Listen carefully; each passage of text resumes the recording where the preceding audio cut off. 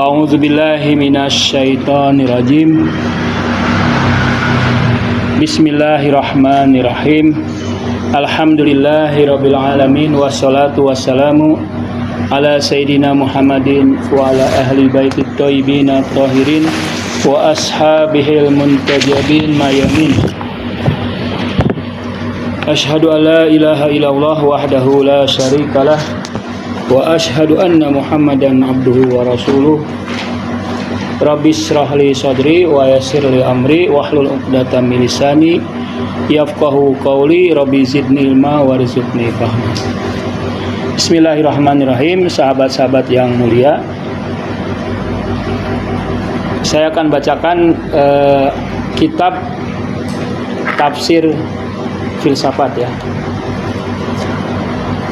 Jadi seorang filsuf tidak hanya berpikir logis, mendalam, luas, pemikirannya radikal, abadi, metafisik, tapi juga dia menjadikan Al-Quran sebagai sumber epistemologinya. Filsafat Islam yang kita ajarkan di sini itu berbeda. Jadi filsafat Islam ini menjadikan pertama filsafat ya, akal maksudnya, akal burhani sebagai metode epistemologinya. Yang kedua Al-Quran. Al-Quran juga dijadikan, dibaca, direnungkan, dihayati sebagai metode epistemologinya. Dan yang ketiga irfan, yaitu pengalaman spiritual, pengalaman para wali-wali ya, pengalaman para imam ya. Nah, terkait Al-Quran, Al-Quran ini hendaknya kita baca setiap hari ya.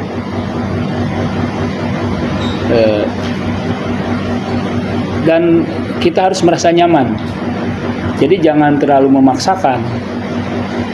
Misalnya kalau sehari satu ayat gak apa-apa, tapi rutin. Sehari 2 ayat, minimal 1 halaman ya. Itu harus rutin. Al-Quran itu cahaya. Kalau malas baca, buka dulu ya, tatap dulu Al-Quran. Biarkan cahaya Al-Quran menembus jiwa kita. Dan kalau bisa harus punya Al-Quran sendiri ya. Al-Quran sendiri yang ada terjemahannya. Kalau bisa ada terjemahannya Indonesia dan terjemahannya bahasa Inggris. Beli, saya kira murah, 50.000, 100.000. Itu investasi ilmiah yang akan bermanfaat lahir batin, dunia akhirat. Mengapa begini ya? Kita itu harus punya tabungan intelektual. Kalau Anda sering membaca Al-Quran, minimal memahami artinya, perhatikan arti bahasa Indonesianya ya. Terus perhatikan juga arti bahasa Inggris. Setelah Anda paham, selesai. Besoknya begitu. Itu sih makna-makna Al-Quran akan masuk ke Anda. Akan jadi tabungan, deposit. Ya kan? Siapa tahu Anda dalam setahun selesai ya baca Al-Quran ya. Itu 6.000 lebih ayat itu akan masuk ke Anda. Tabungan itu. Tabungan wawasan, tabungan gagasan, deposit gagasan. Suatu hari akan keluar itu. Ketika Anda menulis, ketika Anda meneliti, keluar tuh. Oh, saya ingat, pernah saya baca. Keluar tuh. Tinggal Anda cari halamannya ya, surahnya. Karena Al-Quran itu begitu berharga. Saya lupa kemarin ya. 4 hal yang harus dipelajari kalau Anda masuk jurusan apapun kan. Bahasa kan, logika, matematika, fisika tingkat SMA, SMP. Nah, Quran itu masuk ke semua ilmu ya. Filsafat ada Qurannya, psikologi ada Qurannya, karena psikologi kita psikologi Islam. Kemudian tafsir apalagi kan. Ini Al-Quran harus dibaca rutin. Al-Quran letakkan di samping Anda supaya mudah kan. Jangan jauh-jauh di rak ya, nanti Anda malas membaca. Letakkan di dekat tempat Anda belajar. Jadi sebelum belajar apapun Anda baca Quran. 1 halaman, minimal 1 halaman, usahakan 1 halaman. Terus kalau bisa Al-Qur'annya agak gede ya.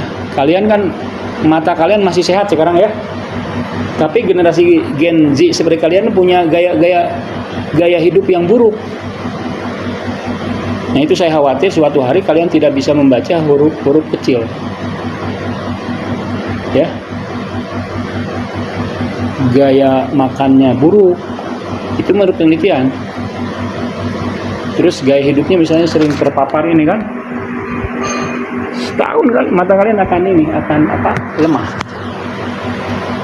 Jadi pilihlah Al-Quran yang agak gede, yang ada terjemahannya Inggris dan Arabnya. Kenapa Inggris? Nanti saya ceritakan. Kenapa harus ada Inggrisnya ya? Nanti saya akan ceritakan kenapa harus ada bahasa Inggris. Jadi akal, logika itu digunakan di mana jurusan apapun. Akal itu dalam tingkatan yang tinggi filsafat. Kemudian tadi Al-Quran. Dan yang ketiga irfan, pengalaman spiritual. Nah itu ya. Nah saya akan bacakan nih. Mudah-mudahan kita dapat insight ya, wawasan dari tafsir filosofis ya, tafsir filsafat. Jadi menggabungkan antara tafsir dan filsafat. I'lam, ketahuilah. Anal ma'lumal maksyuf, pengetahuan yang dipahami, yang dialami, yang diketahui. Inda ahlillah, bagi orang-orang yang mencintai Allah, para kekasih-kekasih Allah, disebutnya ahlillah. Para kekasih-kekasih Allah. Anna tikrorul afail, bahwa tikror, repetisi, pengulangan, afail, perbuatan. Jadi ada pengulangan perbuatan. Kalau 1, 2, 3, 4 kali belum pengulangan.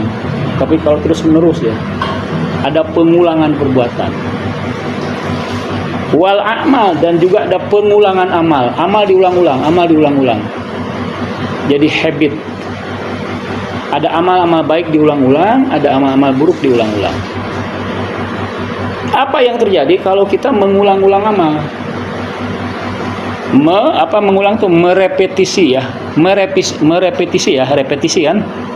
Repetisi itu bahasa Inggris. Repetition, pengulangan.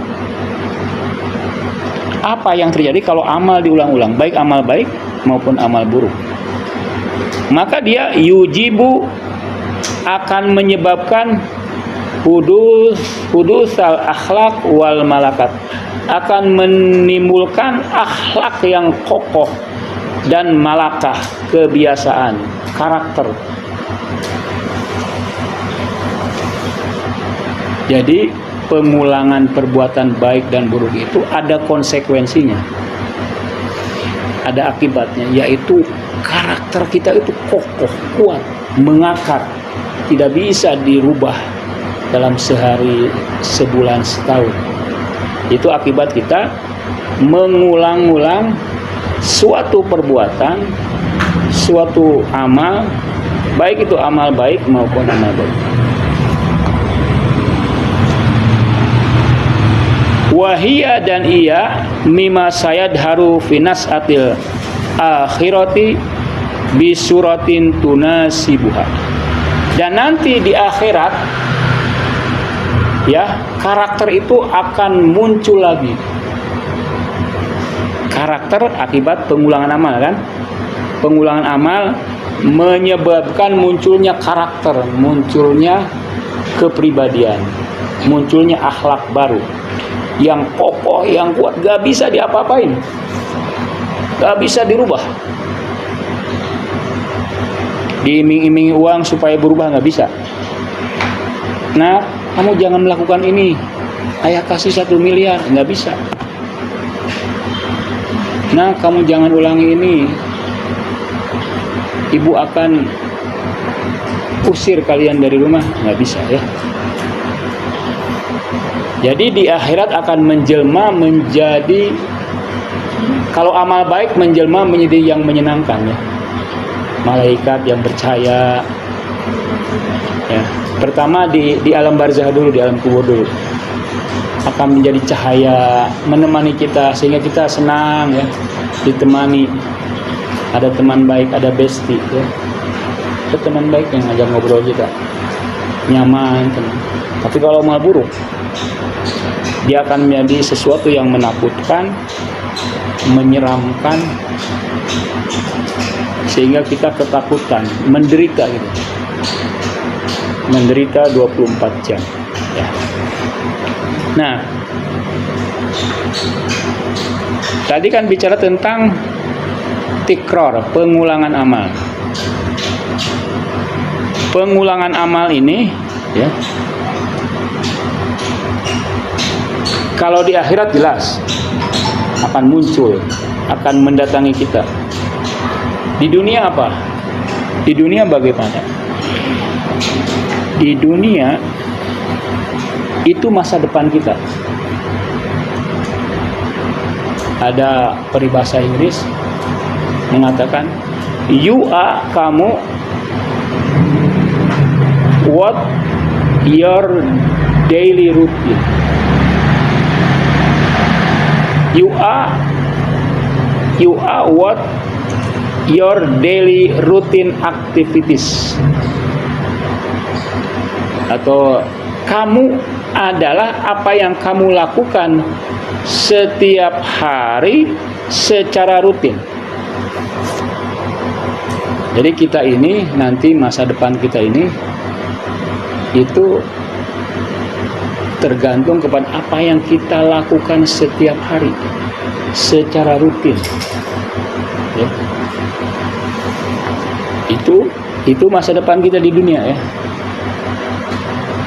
Masa depan kita di dunia adalah apa yang kita lakukan setiap hari.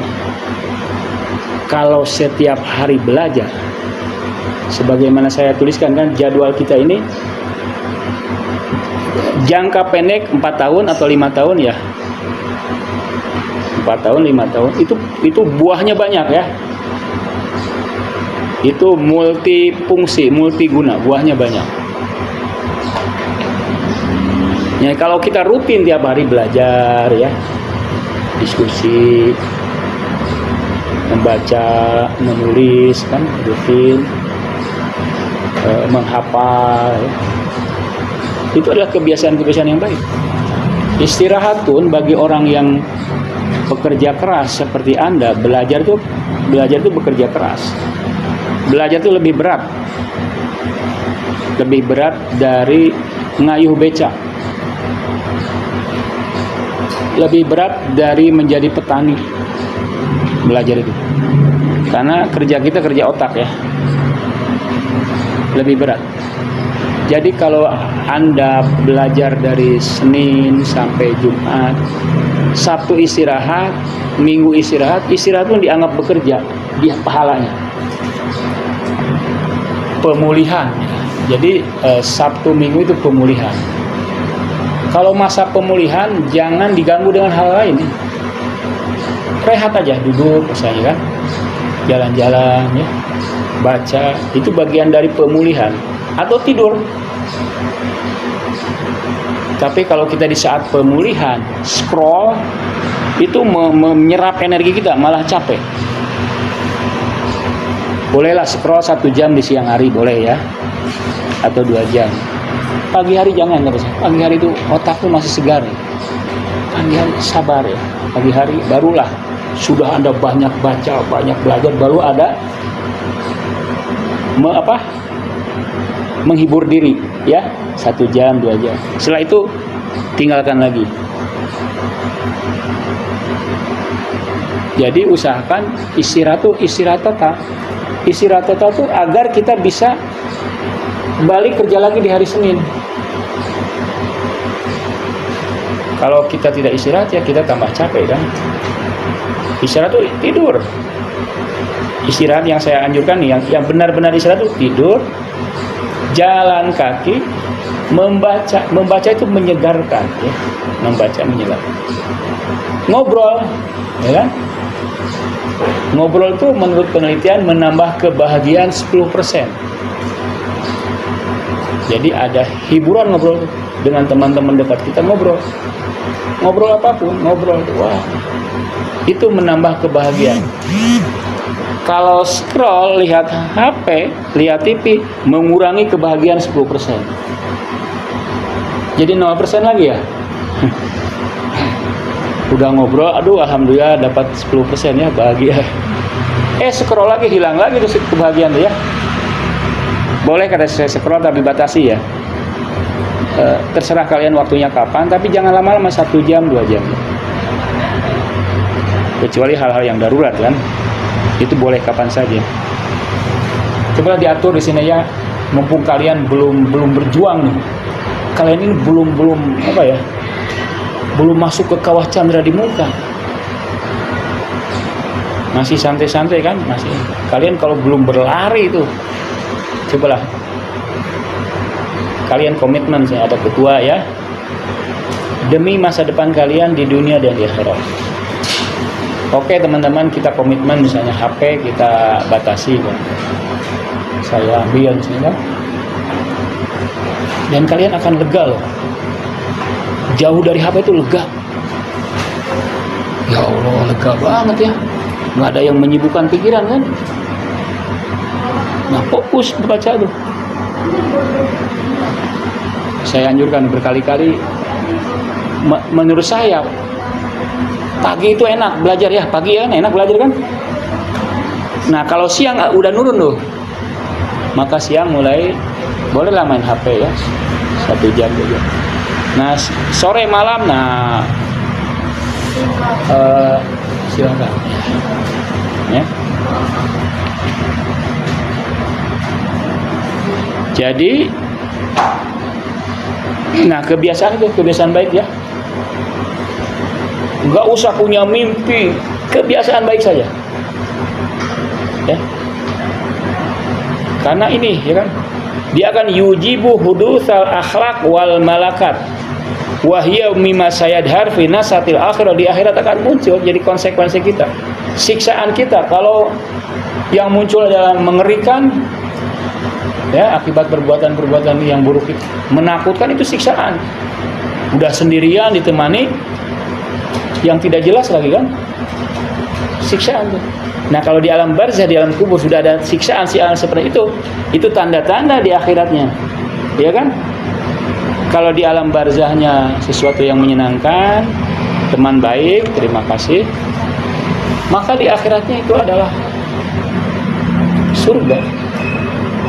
Tapi kalau di alam barzahnya ditemani hal yang menakutkan, mengerikan, ya, anjing hitam misalnya, macam-macam, serigala menemani kita, hantu, itu akibat perbuatan buruk kita. Nah itu tanda-tanda bahwa nanti di akhiratnya bagaimana, di surga, di neraka, tanda-tanda bahwa kita calon neraka.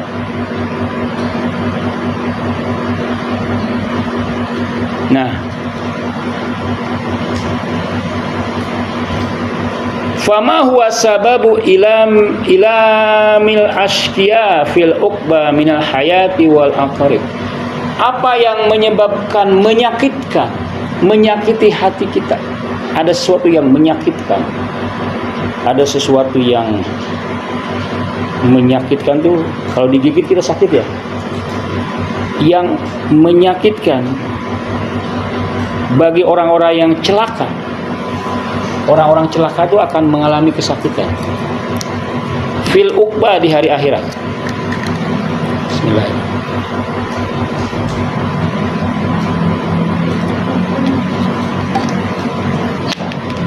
Apa yang menyakitkan tuh? Minal hayat, ular-ular, wal aqarib, dan kalajengking. Itu simbol dari binatang-binatang buas ganas ya. Dia akan mendatangi kita, menggerogok kita, menyakitkan kita, kesakitan, ketakutan, Waniron, api. Wal hamim, api yang panas. Wazakum, buah yang pahit nanti di hari akhirat. Fahuwa bi ainiha maujudun fisiri kalbihi wa maknuni batnihi. Jadi apa yang akan menyakitkan nanti di hari akhirat itu sebetulnya sudah ada sekarang ini di batin kita yang paling dalam. Cuma mungkin kita belum bisa mendeteksinya.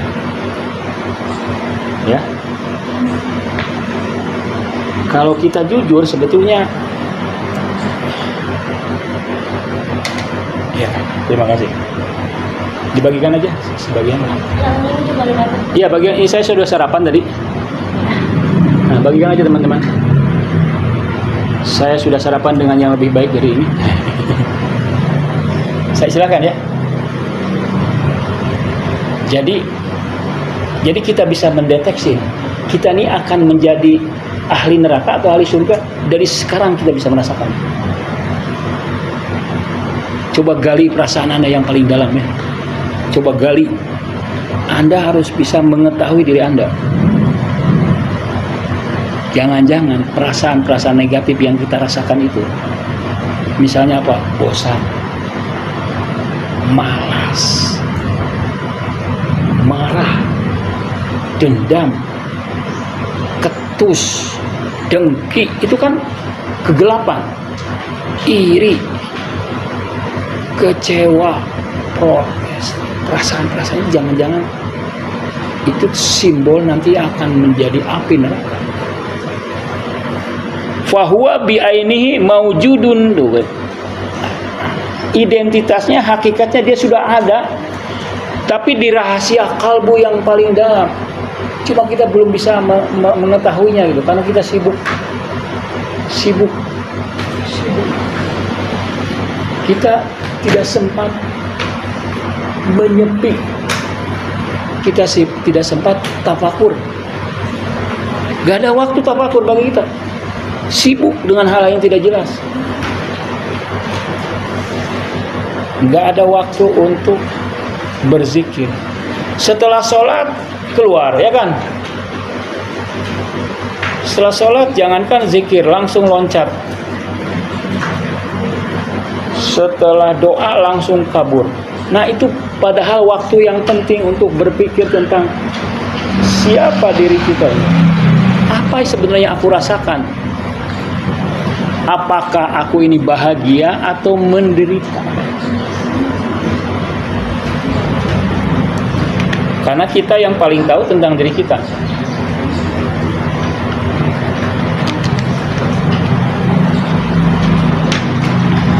Wa in lam yushahiduhu hadhil ain wa hadhil hawas. Walaupun itu nggak bisa dilihat oleh mata dan nggak bisa dilihat oleh indera lain, nggak bisa dilihat ini apa nih? Aku ini dalam kegelapan. Anda bisa merasakan, bahwa Anda ini, bahwa kita ini ya luka batin kita ini. Buktinya Anda lihat, Anda tidak bersemangat dalam belajar. Ada luka yang menggores jantung hati Anda. Luka itu berupa kebencian. Kebencian Anda kepada seseorang membuat kita apatis, kan? Tidak ridho atas kehidupan yang sekarang ini membuat kita diam. Saya mah nothing tulus. Yang penting belajar tidak akan sungguh-sungguh, tapi kayak belajar gitu kan? Karena saya mahasiswa, tapi saya akan seadanya saja. Itu berarti ada luka batin di hati Anda yang membuat Anda apatis, membuat Anda pasif, membuat kita pasif, tidak mau bergerak, tidak mau aktif, pasif Anda. Karena kita mengatakan, wah, beruntunglah saya sedikit belajar, sedikit bergaul ya. Padahal sebenarnya saya tidak mau. Atau misalnya Anda atau kita misalnya memendam rasa sakit dari masa lampau. Ada orang-orang yang kita persepsikan menyakiti kita, padahal dia bukan menyakiti kita. Misalnya ya, ada sebagian mahasiswa atau saya juga, siapapun, itu memendam rasa dendam, walaupun kecil ya, kepada orang tua, nauzubillah kan, kepada paman, kepada adik, karena masa lalu. Misalnya gini, Anda dimarahi orang tua, Anda tidak paham. Ada orang tua itu sayang. Cuma mungkin bagi Anda, bagi kita, itu seperti marah, seperti benci.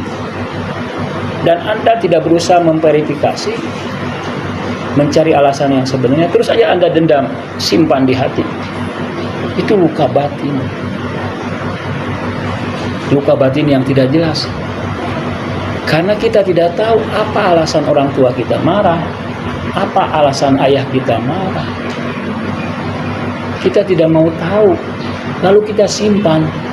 Itu bertahun-tahun membekas dalam hati, bertahan, tidak hilang-hilang.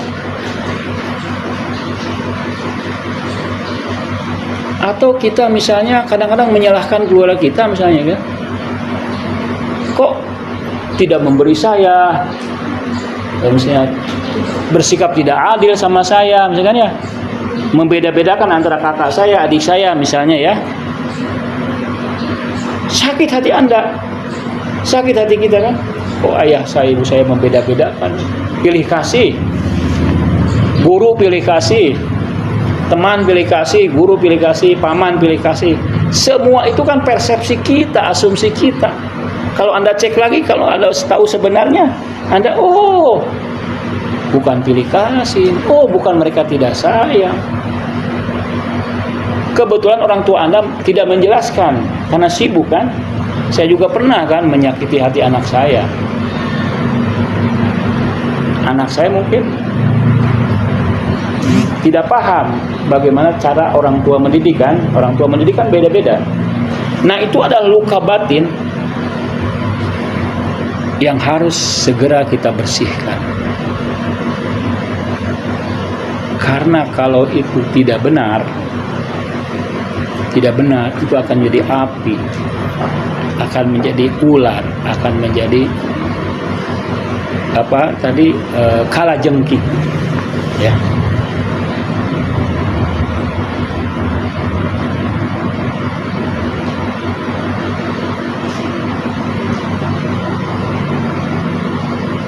Nah, jadi belajar itu membersihkan ini ya.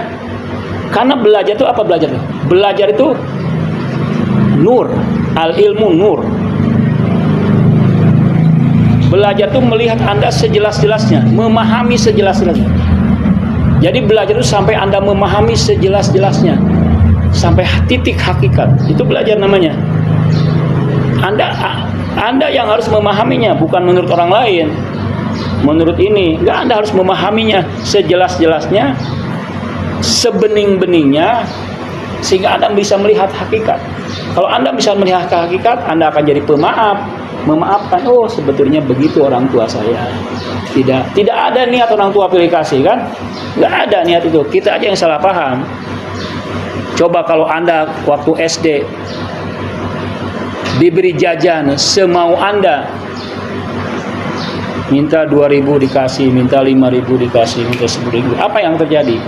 Rusak gigi Anda kan? Kalau orang tua kadang-kadang harus keras, kadang-kadang harus lembut. Tahu orang tua itu. Wah. Nah, dengan ilmu, jadi belajar itu dalam rangka itu. Anda memiliki persepsi yang bertanggung jawab, yang jelas, rasional. Marah harus rasional. Boleh Anda marah, tapi harus rasional. Kalau seorang ilmuwan nih, kalau marah kepada orang yang tepat, pada waktu yang tepat, dengan cara yang tepat. Boleh marah karena benar. Kadang-kadang paman kita mungkin salah dan tepat kita marah. Harus tepat, harus rasional. Ya. Tapi kalau tidak rasional tidak boleh tuh, ya. Jadi ilmu itu membuat kita rasional, membuat kita tafakur, berakal. Al-akal itu kan ma'ubidar rahman waktu siba bihil jinan.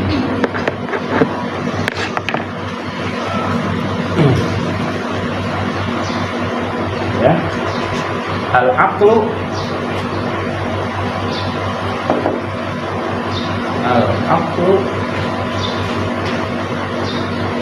ma ubida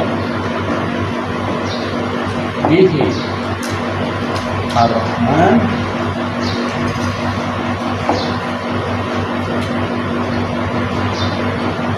waktu siba bihil jinan, ya. Waktu siba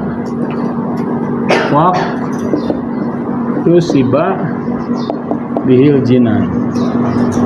Ini definisi akal menurut hadis.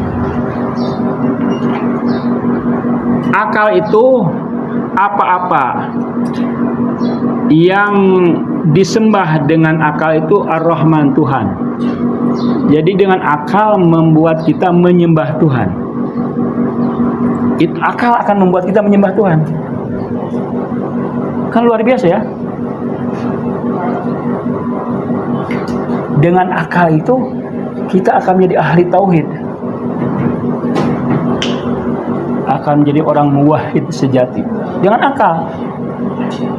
Karena itu akal itu jernihkan, maksimalkan, aktualkan.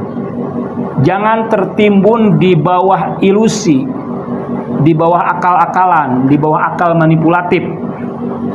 Jangan tertimbun di bawah kebodohan, tertimbun di bawah hoax, tertimbun di bawah asumsi tadi, tertimbun di bawah dugaan-dugaan palsu. Akal itu universal. Akal yang menyebabkan Tuhan disembah dan yang menyebabkan surga diraih. Surga yang kurindukan, ya kan? Jadi dengan akal itu kita akan merindukan surga, merindukan pertemuan dengan Tuhan, dan juga membuat kita rindu ibadah. Itu akal. Jadi akal nggak bisa disepelekan.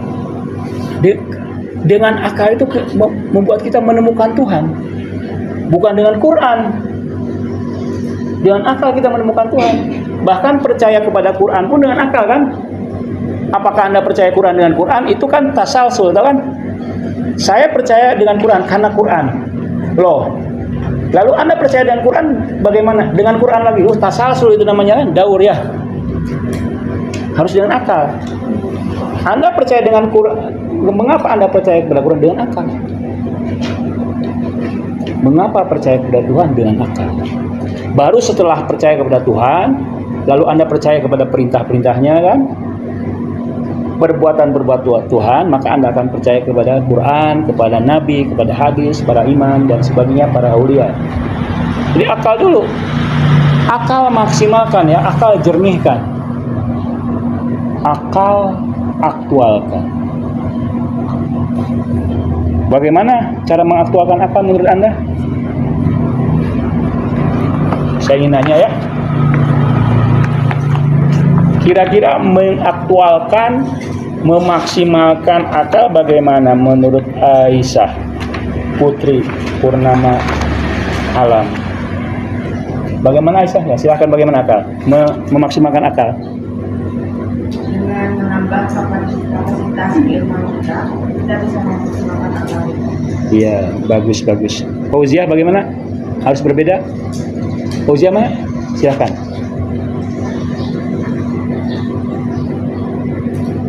Dengan bagaimana, Fauziah? Bagaimana memaksimalkan akal, mengaktualkan akal, memberdayakan akal kita bagaimana? Karena akal penting, kan? Lalu bagaimana supaya akal ini matang, gitu kan? Cerdas, bercahaya. Bagaimana, Fauziah? Menurut pengalaman Fauziah aja. Oh, saya sekarang jadi agak cerdas, istilahnya. Dengan cara apa? Membaca, ya. Betul, membaca, belajar. Karena membaca itu menjadi data, membaca yang benar, ya, belajar yang benar. Akal itu kan perlu data, perlu nutrisi. Gizinya adalah pengetahuan yang benar. Kalau kita banyak pengetahuan yang pengetahuan yang benar, informasi yang benar, nah akal tuh mulai bekerja nih. Ya, lalu akal nanti akan menyimpulkan, ya, menjadikannya premis minor, premis mayor, mengorganisasikan tuh informasi itu. Jadi orang yang banyak membaca, maka akalnya akan semakin bersinar. Ya. Dan di belajar itu dituntut banyak membaca.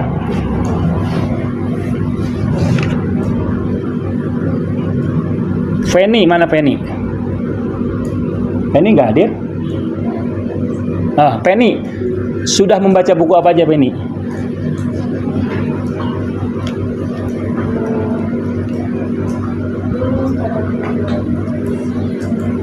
Dulu Bu, baca buku apa aja?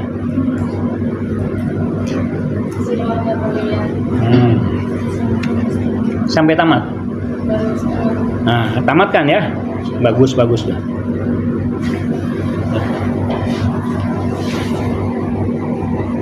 Jadi ini kan target pendek ya, jangka pendek 4 tahun nih. Maka maksimalkan membaca, belajar, ya. Membaca, belajar, merenung, diskusi. Kalau membaca usahakan sehari 1 bacaan ya, jangan 2, 3, nanti jadi kebingungan kita, ya. Nulis pun demikian, nulis itu mas fokus 1.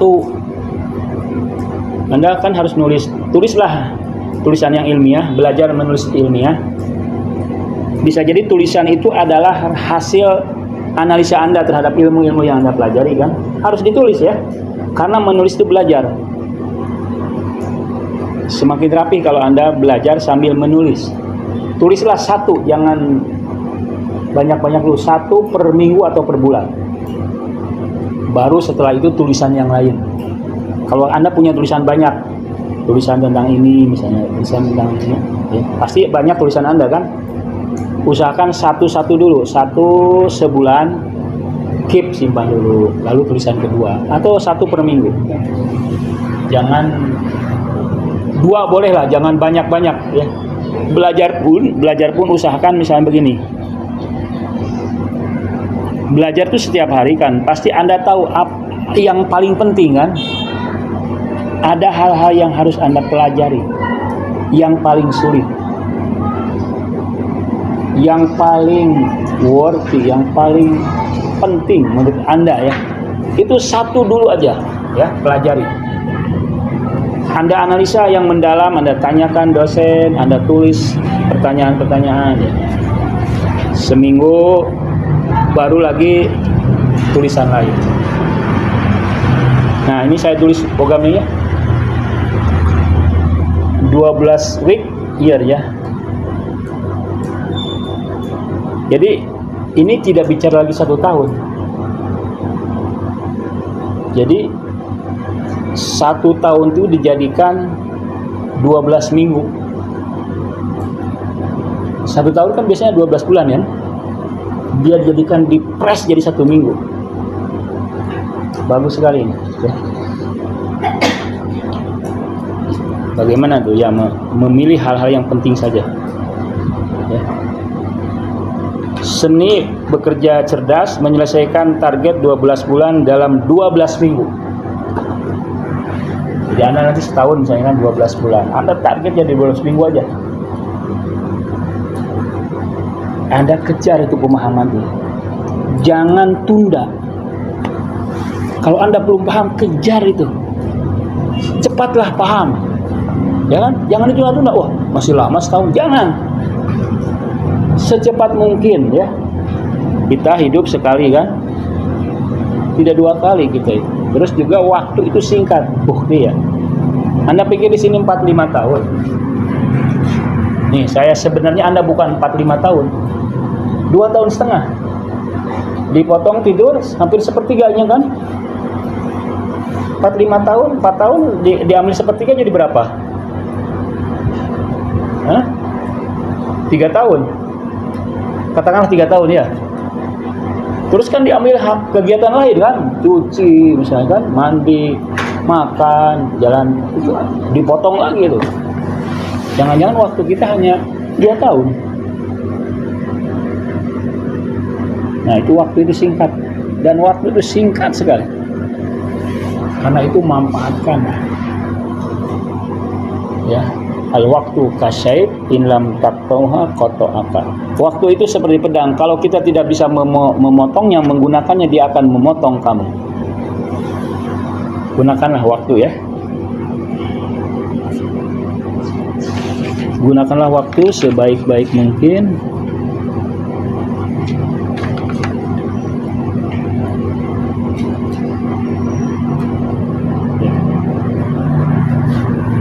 Jadi Anda juga cek diri Anda nih, kalbu kita, rahasia kita. Apakah Anda bahagia? Atau sedang-sedang saja? Atau tidak bahagia? Atau bingung? Atau gundah? Atau tidak ada mood? Nah, tidak ada mood itu menunjukkan untuk melakukan aktivitas kebaikan itu ada halangan, ada blok mental namanya ya, yang membuat Anda terblok. Jadi Anda bingung mau apa? Anda bingung saya karena belum paham. Satu, itu ada luka batin akibat memelihara pikiran buruk yang terus menerus dipertahankan, diulang-ulang. Seperti tadi kan, curiga kepada keluarga kan, salah paham sebetulnya, segera bersihkan. Salah paham terhadap teman, salah paham terhadap institusi, kampus misalnya, itu membuat kita terblok. Jadi kita itu tidak bergerak, bingung gitu, harus didorong terus, harus dipaksa terus. Bahkan mungkin keinginan belajar kepada kali di sini kan dipaksa mungkin.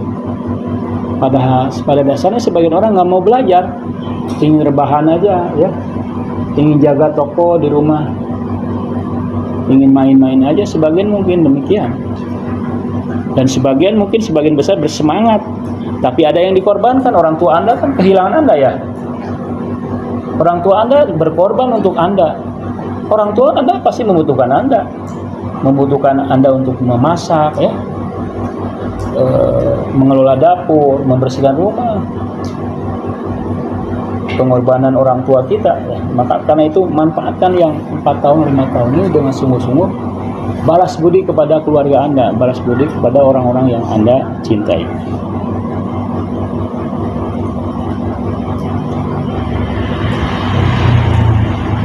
Nah, jadi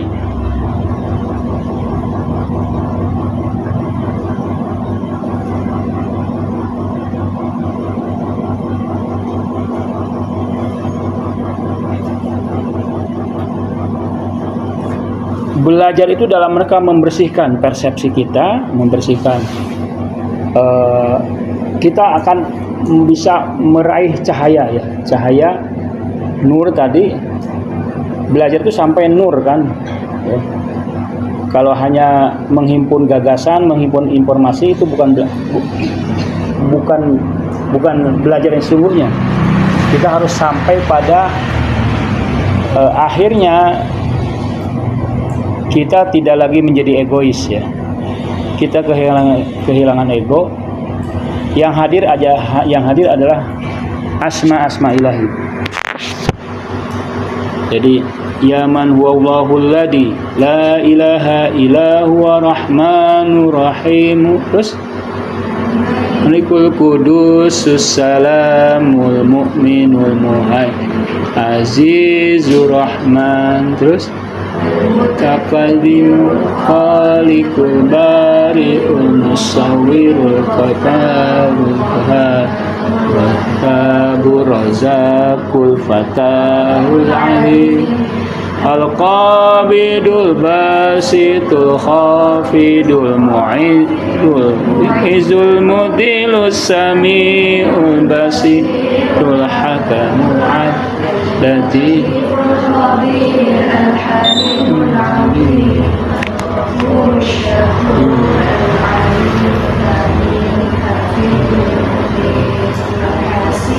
Jalil Al-Karim Al-Karim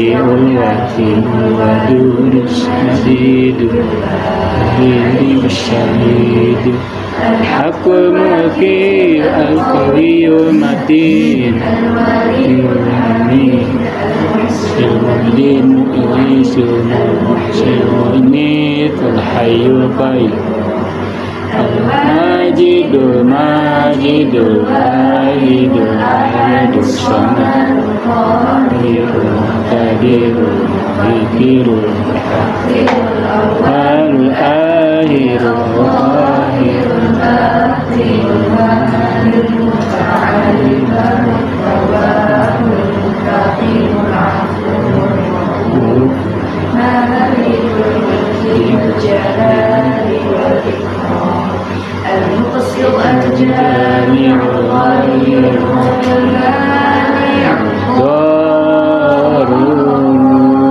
النافع النور الهادي الباقي الوارث الرشيد الصبور الذي ليس كمثله شيء وهو سميع البصير. Nah, itu nama-nama ya. Sering membaca, kita berharap yang muncul di kita itu nama-nama itu. Ar-Rahman misalnya, kita menjadi penyayang. Al-Latif misalnya, kita menjadi lembut, ya, lembut, sehingga hati kita tidak kasar. Ya. Nah itu, jadi belajar itu nanti yang muncul bukan lagi aku. Siapa aku? Siapa kamu? Siapa aku dong? Ya kan? Aku siapa? Tapi Ar-Rahman Ar-Rahim. Anda serap tuh ya, kita belajar menyerap ya nama-nama itu dalam diri kita ya. Penyayang, pelembut ya, Ar-Rahman Ar-Rahim, Malik ya, penguasa ya. Al-Wadud yang mencintai, As-Sabur As-Syakur, yang sabar sekali. Yang sabar sekali ya. Sabar itu tidak ada batasnya. Sabar. Asyakur yang selalu berterima kasih, yang selalu bersyukur. Kalau orang yang selalu bersyukur, maka dia akan melipat gandakan ya. Ya Allah, bersyukur saya hari ini. Fase kehidupan saya adalah belajar. Belajar itu adalah kegiatan mewah sebetulnya ya. Sebagian dari kita mungkin tidak belajar kan, bekerja mencari nafkah. Belajarlah. Belajar dengan sungguh-sungguh, istirahat pun sungguh-sungguh. Jangan campur ya, ketika istirahat tidak istirahat ya. Ketika belajar bermain-main, ketika bermain-main malah belajar ya. Istirahat.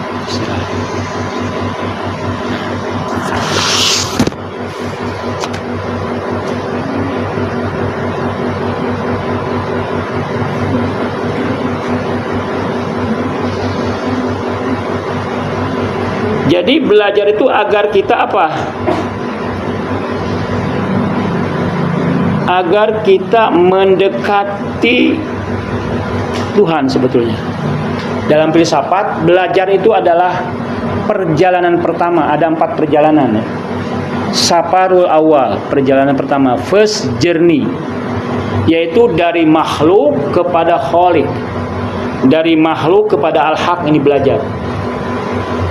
Jadi ada 4 journey, ada 4 safar. Perjalanan pertama adalah dari makhluk kepada Al-Haq. Kita ini sedang menuju Al-Haq. Karena itu kita akan memaksimalkan akal kita, memaksimalkan pengetahuan kita, wawasan kita.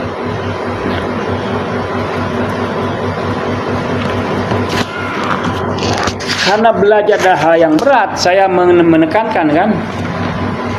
Saya akan mengulang-ulang lagi beberapa hal. Yang pertama, pondasi, ingat, pondasi. Belajar, ibadah, bekerja, organisasi dengan apa? Dengan tubuh. Dengan fisik kita. Jadi rawatlah tubuh, karena tubuh adalah penyangga, kendaraan bagi kita. Anda jalankan dengan kaki. Kalau kakinya kesemutan, akibat jalan sering tidak pernah jalan kaki, tidak akan maksimal.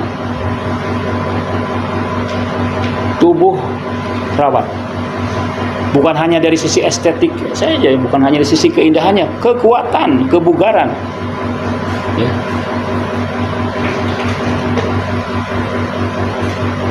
Belajar itu kalau jantungnya lemah ya, itu tidak maksimal. Ya. Salat juga tidak akan khusyuk kalau Allahu Akbar, Bismillahirrahmanirrahim, Alhamdulillahirrabbilalamin, Ar-Rahman. Enggak. Karena itu dalam pembacaan Al-Quran dilatih untuk punya napas yang panjang kan. Napas yang panjang itu bermanfaat, menyehatkan.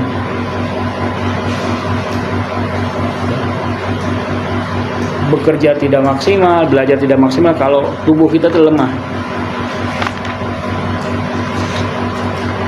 Jadi tubuh, muliakanlah tubuh. Karena seperti yang saya katakan, memuliakan tubuh itu akan membangun moral. Merubah moral cukup dengan olahraga. Guru, dosen, kiai mungkin memberi nasihat kepada Anda ribuan kali, jutaan kali, sedikit manfaatnya. Tapi kalau Anda berolahraga, itu luar biasa ya. Pilihlah olahraga yang baik bagi Anda. Itu manfaatnya luar biasa ya. Untuk kekuatan saraf Anda, kekuatan daya tahan Anda berpikir. Duduk misalnya belajar kan harus duduk kan. Kalau ini ya ke punggungnya ya tidak kokoh, tidak kuat, punggungnya sakit-sakitan, itu tanda bahwa kita tidak bugar. Maka itu kan, kita akan berpindah-pindah, tidak konsentrasi. Jadi jadikanlah jalan kaki, karena olahraga yang paling mudah itu jalan kaki, sebagai sebuah gaya hidup Anda.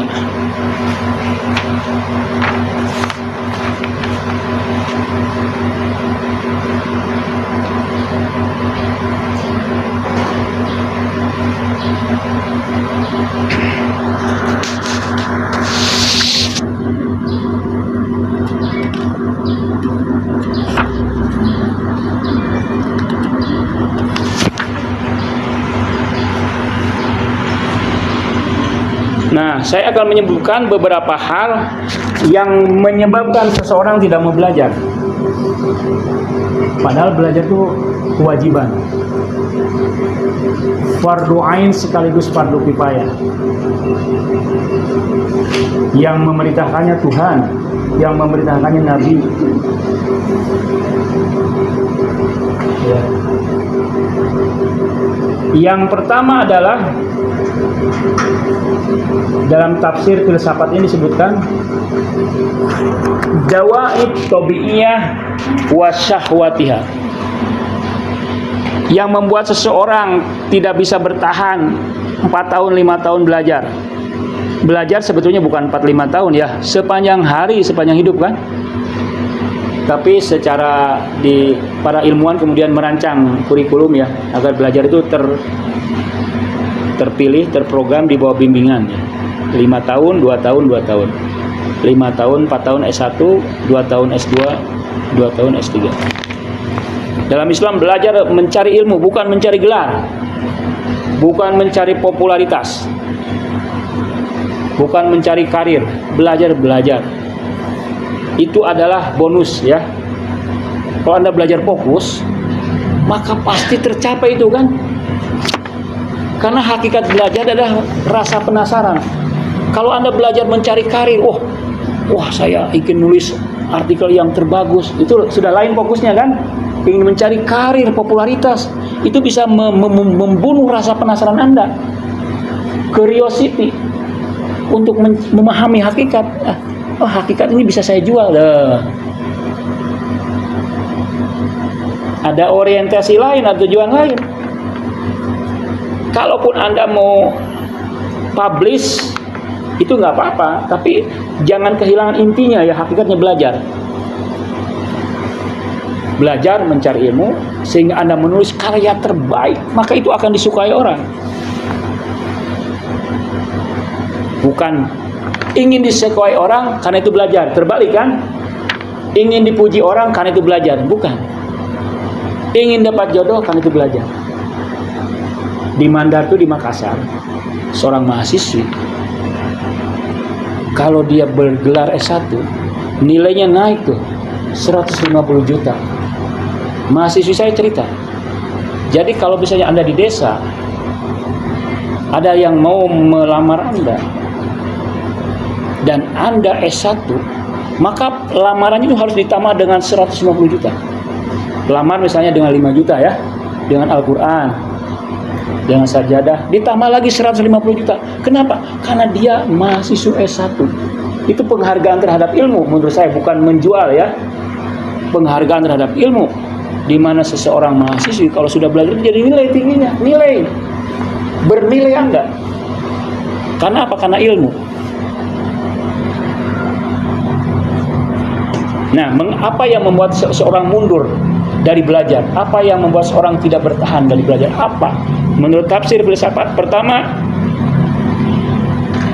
sahwatul batn wal farad wa mahabbatil ahli wal mal walad wal walad. Yang pertama yang bisa menghentikan Anda belajar adalah hasrat, kegemaran, menikmati kenikmatan perut. Makan boleh secukupnya. Minum kopi ini nikmat kalau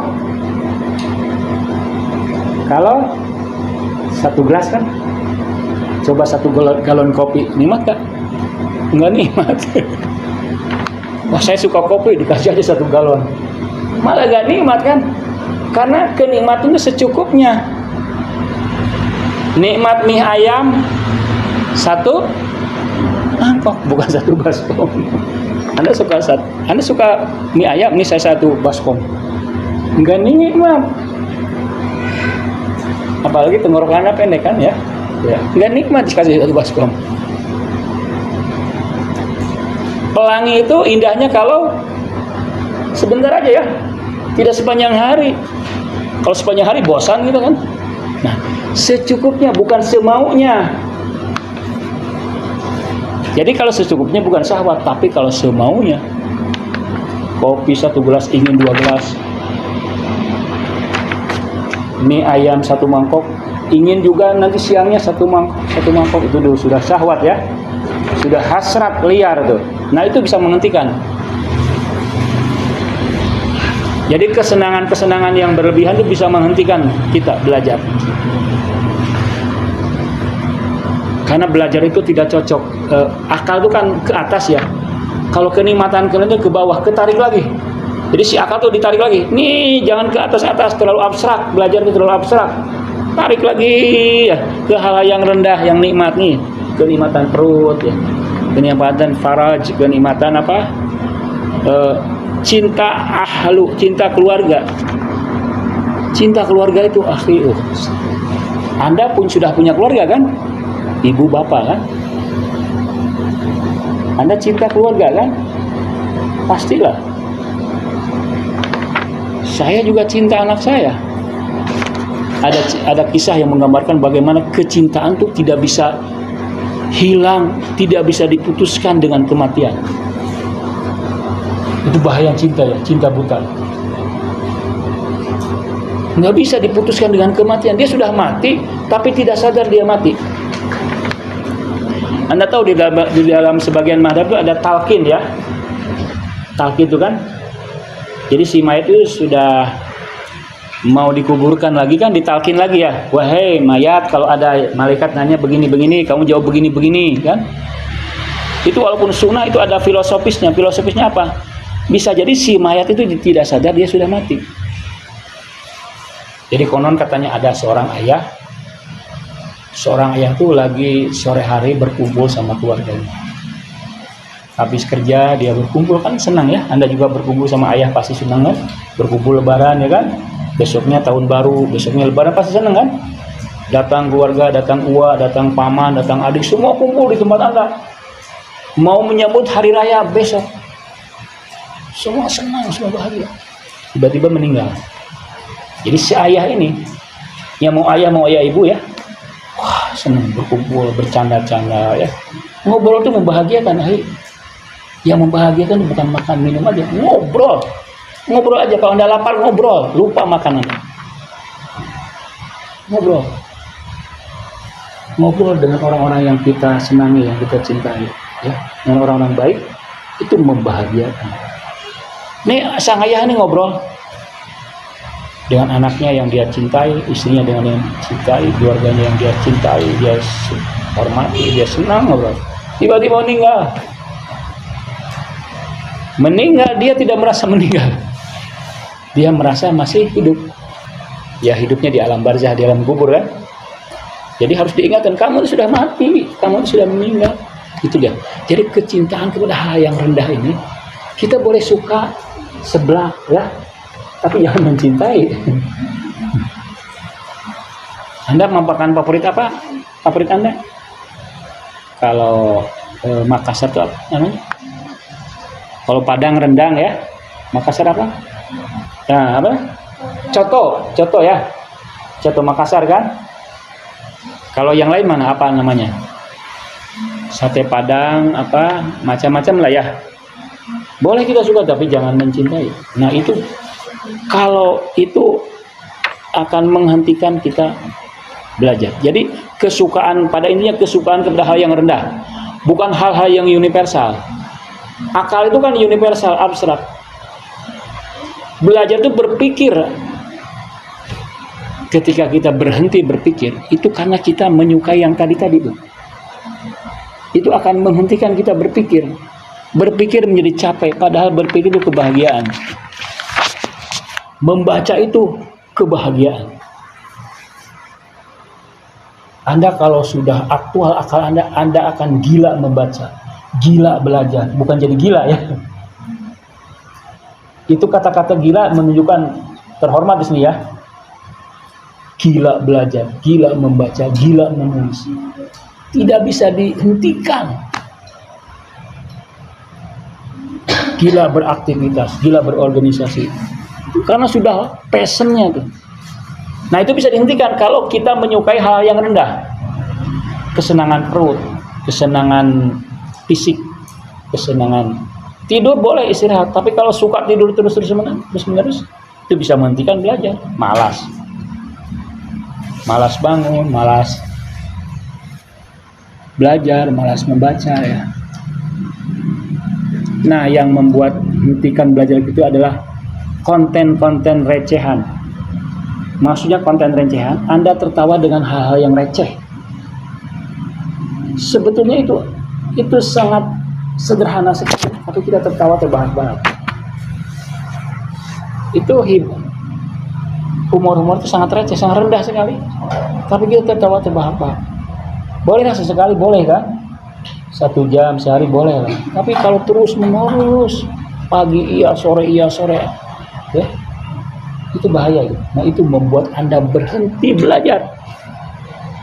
Karena terbiasa di kegelapan. Kalau kata Plato, terbiasa di gua, nggak melihat realita di luar. Jadi nyaman di gua. Di gua kan dia melihat bayangan kan. Di luar ada orang yang menyalakan api. Terlihat bayangan di sini nih kan. Oh ini hakikat, ini nyata, ini realitas. Padahal ini bayangan. Dia nggak mau keluar. Belajar itu keluar gua. Dia nyaman aja. Nah itu yang menghentikan kita nggak mau keluar. Yang menghentikan kita belajar. Yang menghentikan kita membaca. Membaca menjadi capek. Baru juga 1 huruf sudah ngantuk. Tapi kalau novel sampai tamat gak ngantuk-ngantuk ya. Kalau drakor, dracin, serial terus menerus, hati-hati ya. Tapi kalau membaca ini aja, aduh nggak kuat, pusing, hang. Nah itu tuh. Nah, ya hati-hati ya. Jadi itu ya. Dawai tabi'iyah wa syahwatiha Ya. Al-Quran mengatakan, Zuyyina linnasi hubbus syahawat.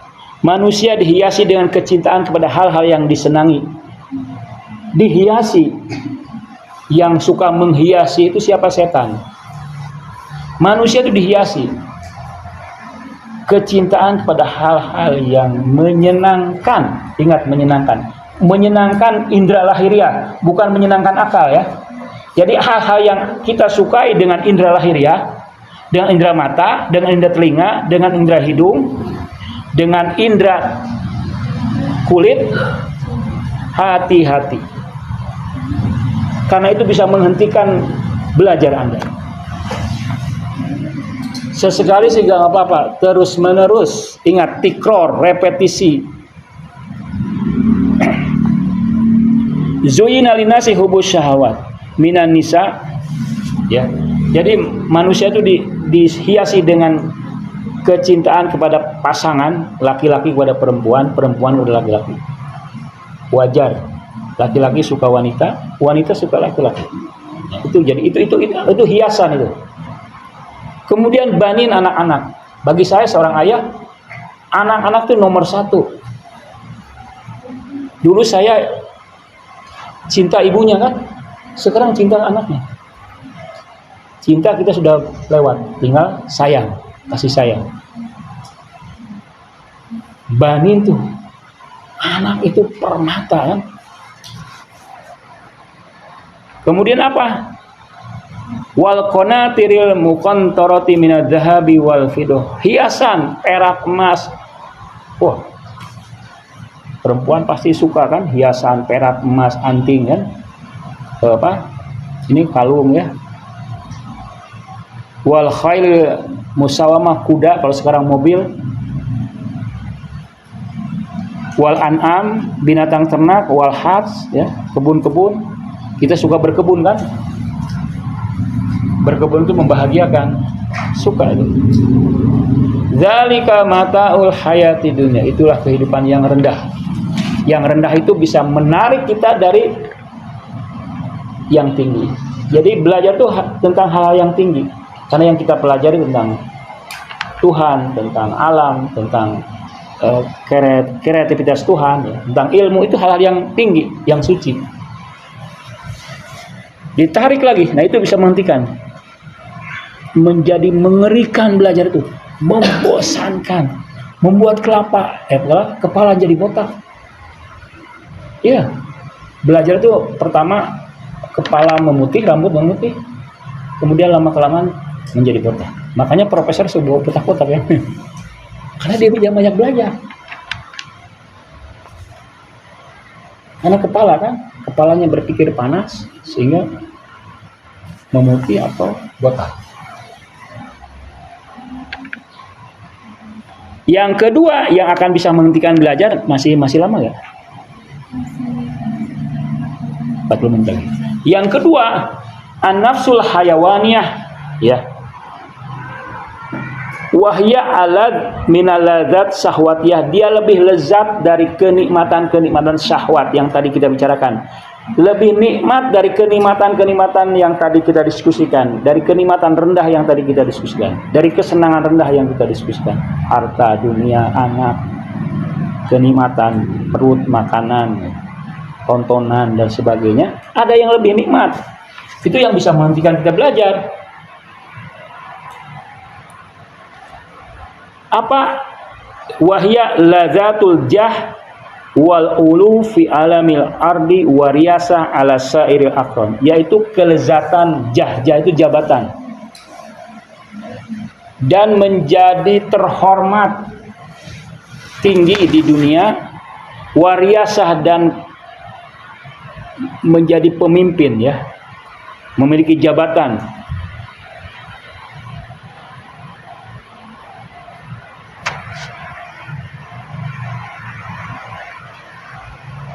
Nah, mungkin saja kata tafsir ini orang lupa kepada, orang bisa meninggalkan kenikmatan makan misalnya, kenikmatan seksual, kenikmatan mengumpulkan harta, kenikmatan mengumpulkan uang. Mungkin saja orang lupa itu.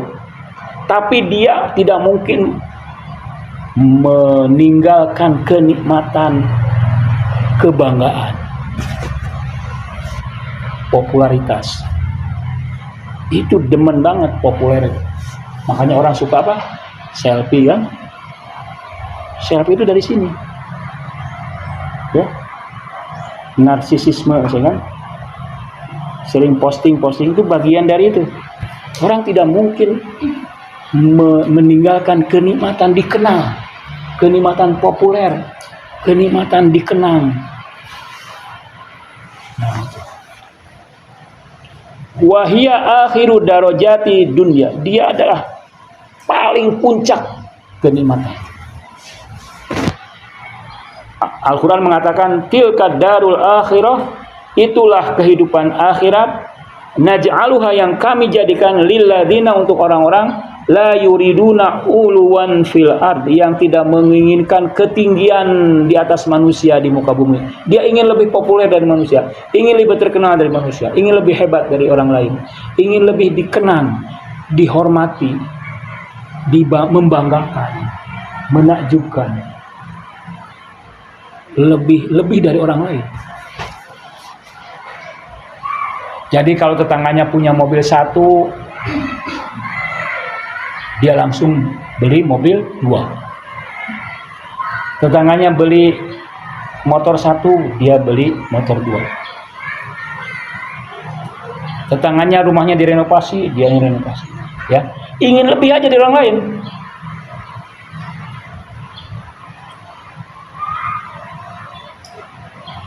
Bahkan sampai ekstrimnya, ada orang, kata Murtada Mutahari, rumahnya kebakaran, menderita kan, sedih, rumah saya kebakaran, padahal rumah itu rumah mahal, sedih. Kemudian tiba-tiba dia berhenti, bahkan tersenyum. Kenapa? Karena rumah tetangganya kebakaran juga, 2 rumah tapi. Jadi kita mengucapkan alhamdulillah rumah saya cuma 1 yang kebakaran ya. Sementara tetangga 2 rumah itu kan. Itu menunjukkan bahwa dia apa ya? Lahir dari berakar manusia itu ingin lebih lah, ingin istimewa. Ya, jadi surga itu diberikan kepada orang-orang yang tidak menginginkan kelebihan. Kelebihan itu bukan kelebihan ilmu, kelebihan kaya, kelebihan populer, kelebihan harta, kelebihan properti, kelebihan karir, kelebihan jabatan, kelebihan uang. Bukan kelebihan amal ya, bukan kelebihan barokah, bukan kelebihan ilmu, kelebihan kemanfaatan, kelebihan yang gitu-gitu.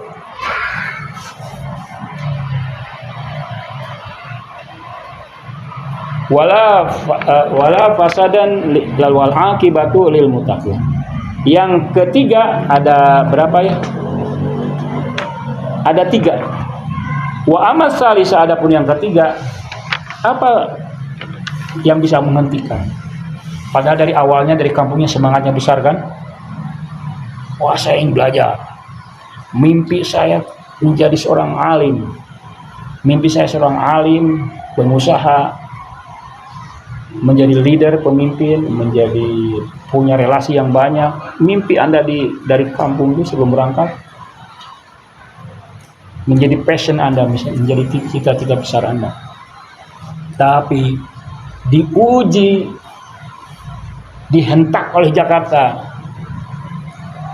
digedor oleh kota Jakarta, digedor oleh ujian,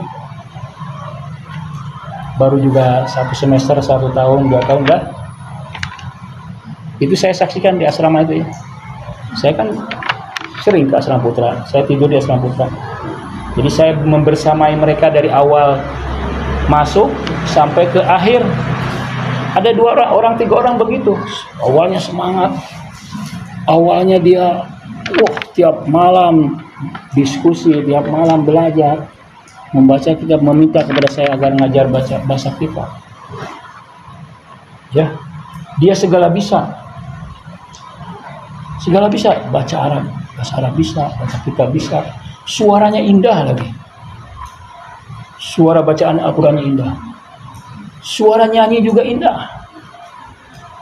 Pinter juga diskusi, pinter pemimpinnya. Tapi saya perhatikan setahun 2 tahun, nah mulai itu merosot.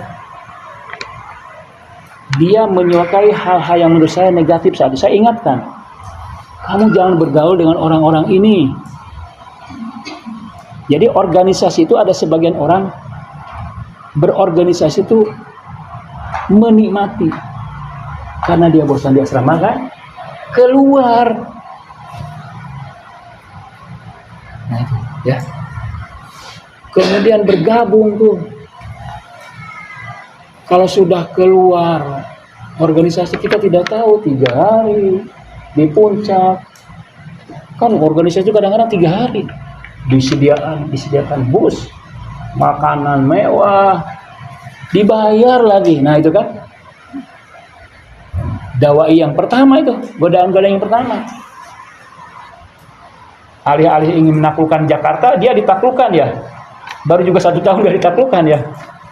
Kalau permainan sepak bola itu apa namanya, baru juga setengah jam udah masuk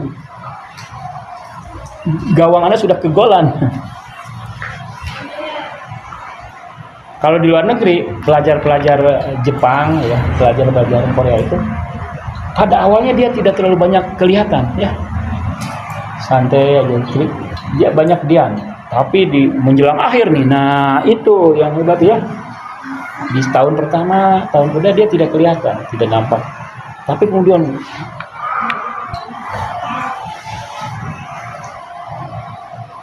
yang ketiga apa? Yang ketiga namanya taswilatun nafs al-amaratu bisu wa tazyinihal a'mal al-ghairi shalihah wa tarwijihal kawasid wa tahsinihal qaba'ih wa ibrazul batil fi suratil haq bisababi takhayulat fasidah wa tawahumat batilah tujibu ijabal mar'i binafsi. Nah ini mungkin bahasa Arabnya agak rumit, tapi saya akan jelaskan dengan Al-Quran. Al-Quran menjelaskan demikian. Apa ini maksud dengan godaan ketiga, rintaan ketiga, yaitu a'udzubillahi minasyaitonirrajim. Kul, katakanlah, hal nunabiukum bil akhsarina a'mala. Maukah kalian ku beritahu orang-orang yang amalnya merugi. Dia punya awal, punya niat amal yang baik, tapi tidak bisa menjaga amalnya, tidak bisa menjaga cita-citanya, tidak bisa menjaga mimpinya, sehingga pada akhirnya dia punya amal-amal yang buruk. Alladzina dhalla sa'yuhum fil hayati dunya, orang-orang yang sesat, yang tidak diberi petunjuk di dunia, wahum yahsabuna annahum yuhsinuna sun'a. Mereka menyangka itu adalah perbuatan yang baik. Makanya di sini Anda perlu bimbingan ya. Kadang-kadang kita menyangka yang baik, ini hal yang baik, tapi sebenarnya bukan baik, ya. Karena belum waktunya. Anda belum waktunya bisnis, belum waktunya organisasi, belum waktunya shopping, belum waktunya pergi ke mall, belum waktunya apa? Beli pakaian-pakaian yang mahal-mahal, yang berbeda ya, belum waktunya. Sekarang waktunya belajar. Organisasi yang pada hakikatnya organisasi kan baik ya kan, aktif organisasi baik, tapi belum waktunya. Anda belum punya wawasan yang kuat, yang bisa mengendalikan kontrol Anda. Dan kebanyakan orang-orang itu terganggunya dengan organisasi. Hati-hati ya. Saya punya teman diskusi, wah rajin, ayahnya juga pintar, adiknya juga mau keluar negeri, S2-nya, sering diskusi sama. Di akhir-akhir hayat ya, aduh, bukan di akhir hayat, di akhir-akhir kuliah ya, di akhir-akhir kuliah, karena organisasi itu. Sekarang tugas Anda belajar, Anda hanya mengamalkan tugas Rasul. Tugas belajar kan tugas Allah, perintah dari Allah dengan Rasul. Jangan mengamalkan tugas HMI, PMI. Belajar. Bolehlah sesekali ya kalau hari libur ya. Jangan lama-lama balik lagi. Itu pun nanti di semester akhir. Hidupkanlah organisasi kampus. Ya. Jadi ini pada intinya, jadi dia menyangka itu amal baik, padahal itu bukan tidak baik. Dihiasi dengan daya hayalnya, daya wahamnya, sehingga dia menjadi bangga dengan perbuatan yang sebetulnya itu belum tidak jelas.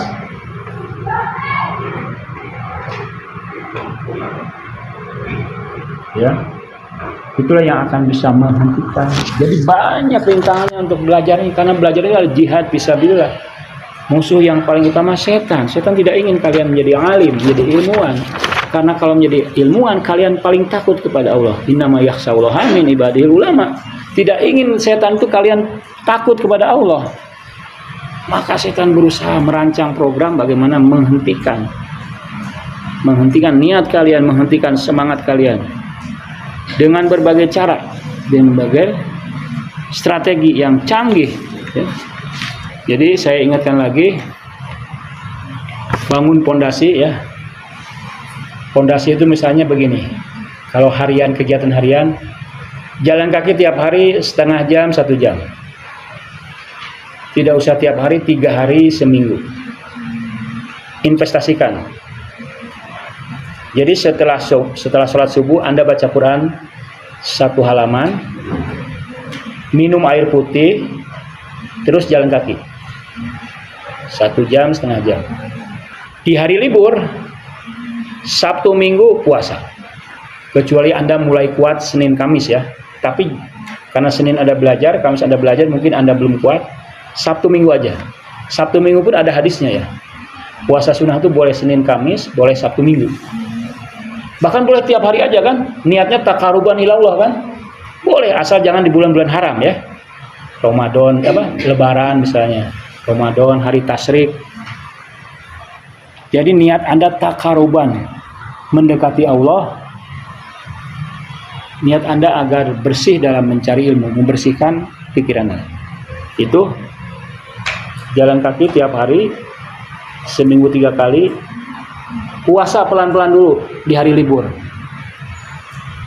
Kemudian apa? Kemudian perhatikan sholat. Sholat itu 5 menit, 10 menit, tapi itu punya energi yang besar. Jadi sholat kalau bisa Anda nunggu sholat. 1/4 jam Anda sudah hadir di musola, supaya Anda nikmat sholat itu, supaya Anda khusyuk. Anda mempersiapkan sholat itu. Anda minta bantuan kepada Allah. Belajar itu berat.